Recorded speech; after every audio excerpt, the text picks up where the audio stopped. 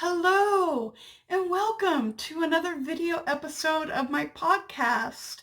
My name is Cheryl, and this is a crafty, mostly knitting and sometimes a little bit of crocheting podcast with some chatty things about bookish adventures and TV and movie I've watched and other chatty things that capture my interest. So thank you for watching this video and choosing to spend a little bit of your time with me. I really appreciate that a lot. There's so many interesting podcasts and videos to watch, so I hope you enjoy your time here. And please grab yourself a beverage of your choosing, and if you're a little bit hungry, you can grab a little snack and grab your needles, your hook, your yarn, and let's have a little crafty chat time together. Yeah, it's Monday today, August 12th, 2019, and it was a pretty good week, and I hope that you had a pretty good week too. Yeah, let's get right into things. I have two projects going, and you've seen the start of this one already. This is my Boxy by Joji Locatelli, and it's going to be a very oversized boxy sweater, and I'm so excited about it. Yeah, and this I am alternating skeins of yarn.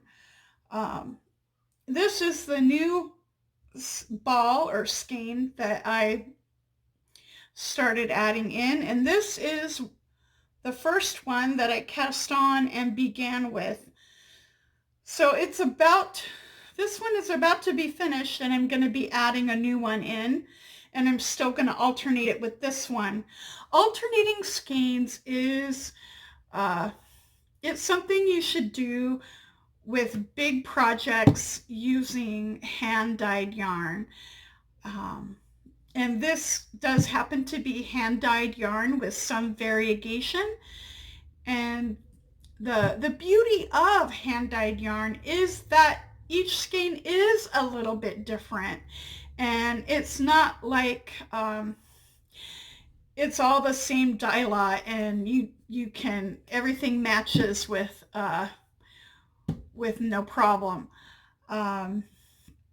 You can get some, if you don't alternate skeins, you can often see where the different skeins begin and end, and it's not usually a good look on a sweater or on a big shawl or things like that.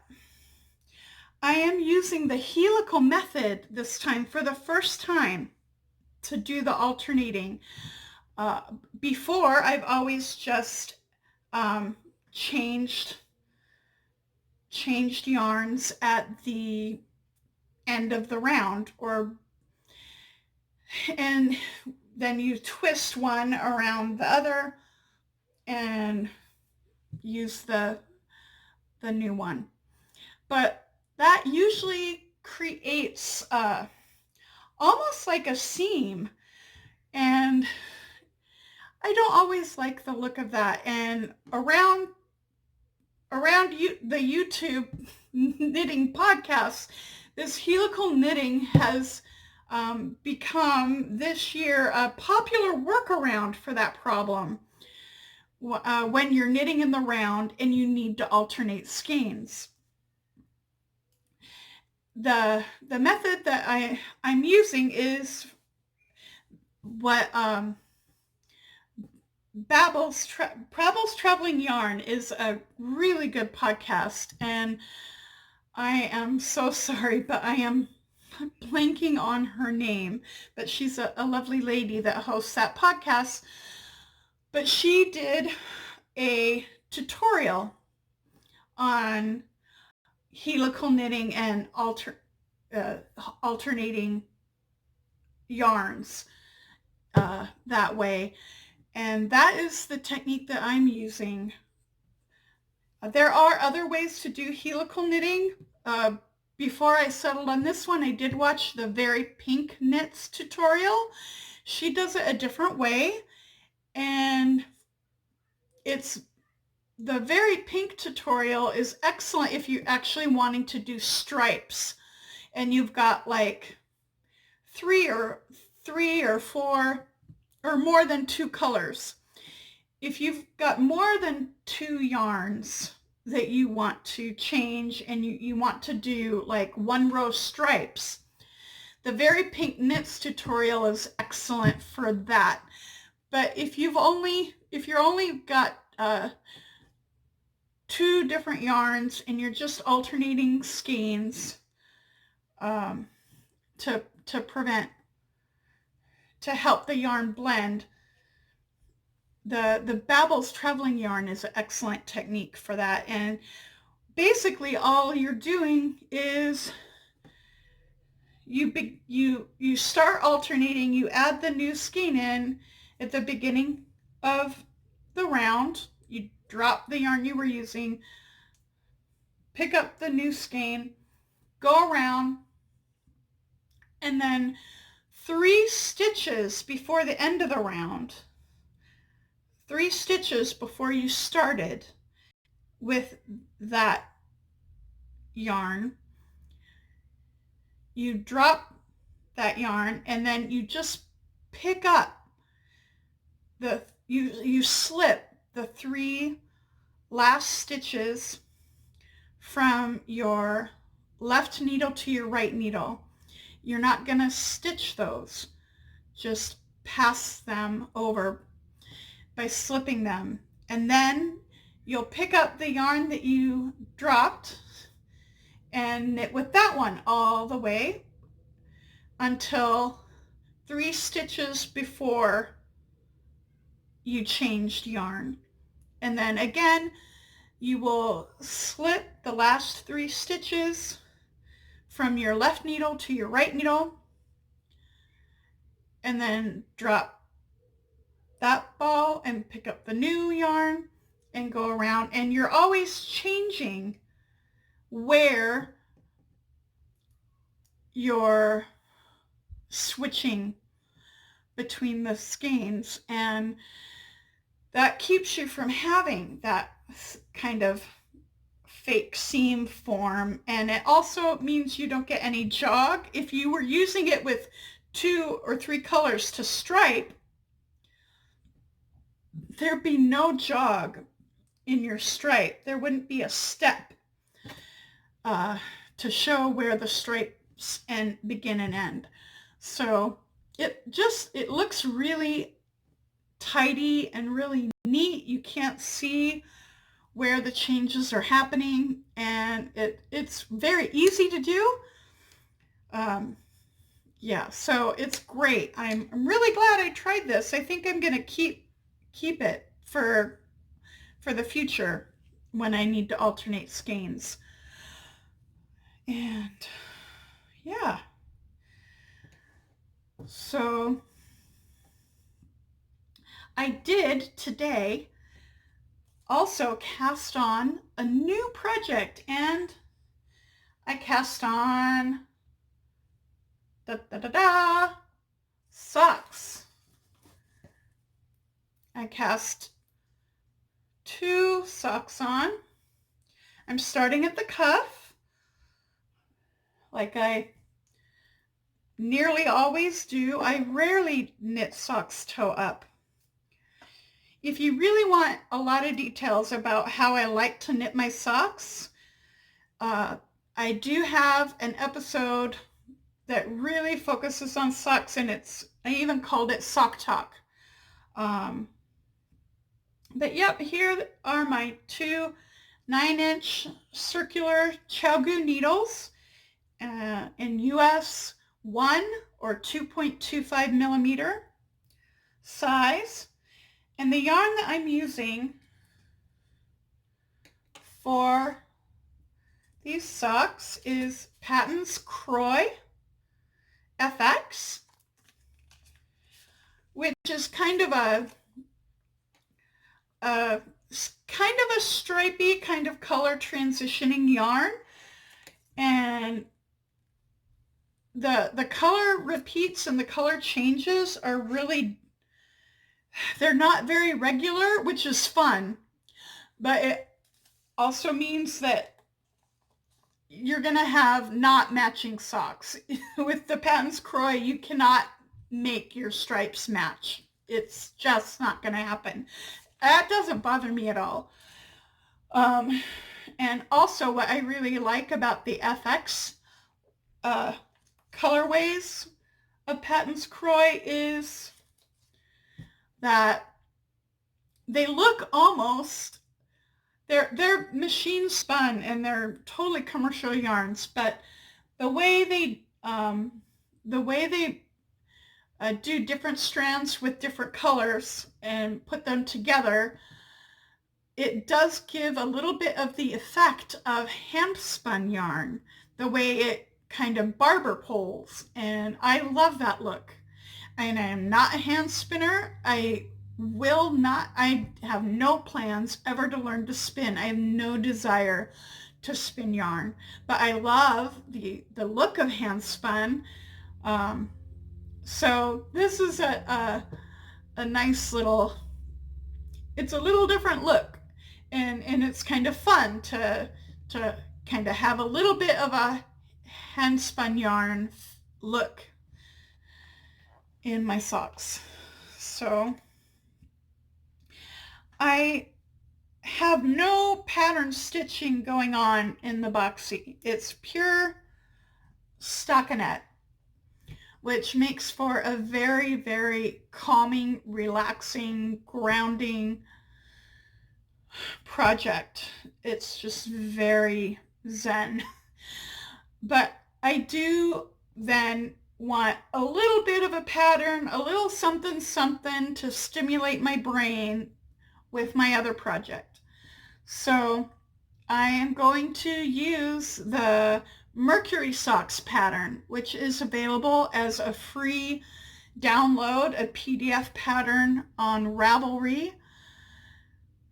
And the pattern details and yarn details and other things I do put in show notes in the information box beneath the video. So anything that I talk about that I think you might want to reference or might want to be able to search up and get more information later, I try to put everything in the show notes for you, and I hope that's helpful. Yeah, so that is crafting. Now, let's talk about books. And a week ago, last Monday, I showed you a book that I got at the grocery store earlier that day on a little stand that had some bargain books at the grocery store. And I was so excited about that book that I didn't tell you about the other book that I got. I bought 2 books that day, but I went on and on about the one book, and then I just forgot to say anything about the other book that I got that a week ago. So I'm going to show it to you now. This is a cookbook. Ruhlman's How to Roast. And Ruhlman is a chef. He has been on TV. He did some episodes occasionally with Anthony Bourdain on Anthony Bourdain's travel and food show. And whenever I saw an episode of them together, it was always a good one. They were very, very, very close friends and always had a lot of fun together and always talked about interesting things and had a lot to say. So that's where I recognized Michael Ruhlman's name from. And also, I was excited about this book because I love roasting. I think it's a fabulous cooking technique. I like to roast meats. I like to roast vegetables. I think roasting makes everything taste really good. It brings out a lot of good flavor, and it's also not a very fussy, well, depending, but it can be a very simple technique and not fussy at all, which I love. You just get it in the roasting and then you forget it. So I was super excited about this book to learn more about roasting and learn some new techniques and get some new ideas about how to roast and recipes for roasting. So that was a good find that day, and now I got to share it with you. And I am still reading my 2 Peter S. Spiegel books and enjoying them very, very much. I'm reading right now Summerlong and The Last Unicorn by Peter S. Spiegel. And Last Unicorn I've read before. I know the story very well, and I love the movie too. But A Summerlong I had never heard about, and I have never read it before, so it's a brand new story to me, which is exciting. And it's kind of a mysterious story so far. One of the characters is a mythological creature in hiding as a human. And I cannot figure out what kind of creature she really is. I do enjoy mythology, and I love stories that incorporate and reference mythology, but by no means am I like a real mythology expert, or there are a lot of gaps in my knowledge of mythology. So I am like very much in suspense as to what creature is she, and I'm trying to figure that out, but I don't know yet, and we'll see how long it takes to get when if he doesn't reveal it till the end, or if it's going to be revealed pretty soon. I'm kind of curious as to how and when in the story that's going to come out. Definitely she is not an evil creature, but I'm not sure if she's necessarily a good creature. I think it's very likely she might be kind of neutral. A lot of mythological creatures are sort of neutral. They don't really apply human ideas of ethics and morality, and they're very different from humans, so they see things differently and they have different kinds of agendas. So but I can tell she's definitely not like a really evil kind of a creature, but I'm not sure whether she's neutral or whether she might be good.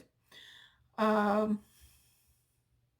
think it'll be more interesting to the story if she really is kind of neutral. Yeah. And watching TV. I watched 2 more episodes of Handmaid's Tale. In last week's video, I talked about how frustrated I was getting in season 3, and how tired I kind of was of, it felt like things weren't moving along. And also I felt like the main character, especially June, I was getting really frustrated with her and her decision making. I watched 2 more episodes and I'm kind of done. Yeah. I decided I don't really care about watching it anymore. Um, yeah, I feel like I don't care about the characters anymore, and I'm kind of just tired of the story is kind of exhausting, honestly. And especially I feel a little bit like it's still a bit spinning its wheels, and um I I'm I just I was tired and frustrated, and I didn't care about the characters anymore. I just didn't want to see them anymore, and I didn't care anymore really so much what happened to them. So I'm finished with that. They might move on some things and make some really good things happen in the story, but I can read about it. I'll read about it and maybe see where they decide to go with the story, but that reading a little bit is enough for me. I just feel like I don't need to watch it anymore. And that's okay. That is okay. Also on YouTube, I've been watching something kind of silly, which is it's called The Hot Ones. It's a video series on a channel. The name of the YouTube channel is Now First We Feast. Is the name of the channel. And they do other food related videos too, but one of the main kinds of videos they do on this channel are interviews, which they call the Hot Ones. And they interview kind of celebrity personalities, a lot of them from music, a lot of them from actors and directors and people from entertainment, movies and TV, but also some other kinds of just big personalities like Neil deGrasse Tyson, the physicist, and other kind of just celebrity popular personalities. And they've been doing these for a while, so there's a whole bunch of them, a lot. And they're pretty fun interviews, and the gimmick to the interview,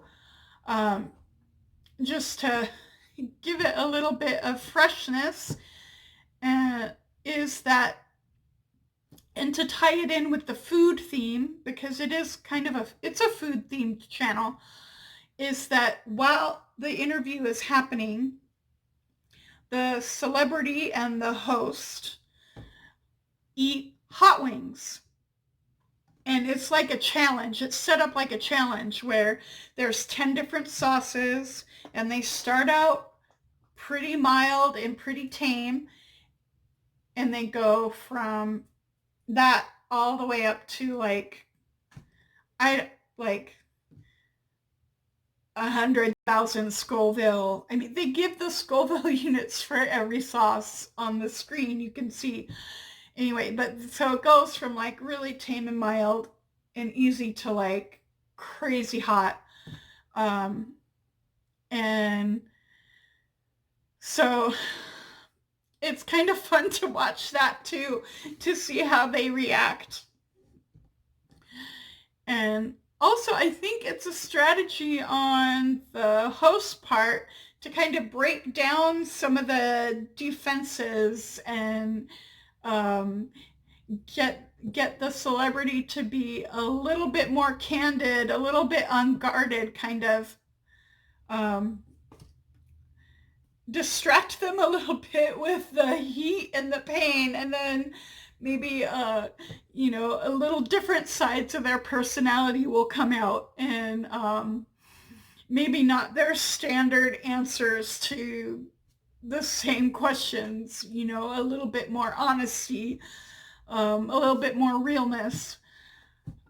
Yeah, so it's pretty fun. So I've been picking the people I'm interested in and watching some of those, the hot ones interviews, and it's pretty entertaining. I've been kind of enjoying that. Now I've gone through the ones that I people I am interested in that I recognize, and there's a whole ton that I have not even a clue who they are, and um, so I think I've watched all the ones that I want to watch for now. Um, but I think I'll keep an eye for, you know, when new ones come out, and see when people that I'm interested in uh, might have an interview there on that channel, because it's kind of fun. Do you, any viewers out there, do you really enjoy spicy food? I do like spicy food, but moderately spicy. I'm definitely not into the like the heat competition and like, oh, till my eyes water and my nose is running and I'm sweating and I'm like in pain. No, I do not like to take the heat to that level, but I do enjoy spicy in a at a moderate level, and a level that's still really enjoyable. And also I like heat when there's also a lot of flavor with it, and you can still taste um, you can still taste a lot of the other flavors with it, not just like I'm on fire. Yeah, so i'm I'm a moderate spicy person. um, Yeah. So what's, do you like spice at all? Are you like a like go chili ahead and like challenge me with the craziest, hottest sauce? Do you enjoy that kind of challenge? Yeah, that'd be fun to hear from you guys about that in the comments below. And also feel free, if you have any questions you would like to ask me about myself, or about how I craft, or things about crafting, that's fine. That's good. I welcome that kind of thing, or just other kinds of questions about whatever you might want to ask me. Now, if it's a question I don't want to answer, like a really personal question that I don't want to answer, I reserve the right not to answer things that I don't want to. But you can ask, and that's okay. Or if you are reading or have read any of the books that I talk about, or if you're watching Handmaid's Tale or watching other movies or things that I've talked about, and you have a comment, you want to make a comment about that, go ahead. That would be really great to hear from you about and chat in the comments about those kind of things. I'd love it. Yeah. So, oh, and tea. There is one tea thing I want to mention. We found another tea that we really enjoy. We found this a little while ago, but I haven't brought it up on any of the videos yet. And this is the tea that we had today, as a cold brew iced tea. I got it at the grocery store, at our local grocery store, and it's China Mist passion fruit black tea. And it is really delicious. So delicious. It's a wonderful, wonderful iced tea. And it comes in like an extra big bag, not like a little tiny tea bag, like the normal size teacup tea bags, but they come in like big tea bags that you would put in like a big jar of water to make a whole jar of iced tea. Which is nice. You don't have to be like putting in like 3-5 tea bags. It's one full bag. You'll do a whole jar, and really delicious. I love this passion fruit black tea. Really, really refreshing. And it's got a little bit of that fruitiness, but still very tea. The tea is very forward in it too. It's nicely balanced. And yeah, so that's a little tea talk. I think I've covered everything today. I think we've reached the end of the episode. And before I started making the video, I did do a tiny video clip to show you how the setup on my desk for podcasting, and you can see like how I set up on my desk to have things that I want to show you, and how I set up to make a video. I just thought that might be kind of fun for you to see. And yeah, and again, I'm also going to add a few snapshot photo kind of things in the little at the end along with that video clip. I hope you enjoy the ending with little clips and a little music. I think it's a fun way to finish. Yeah, so I hope that your week coming up goes really well. I hope all your creative projects are successful, and yeah, take care and see you next time.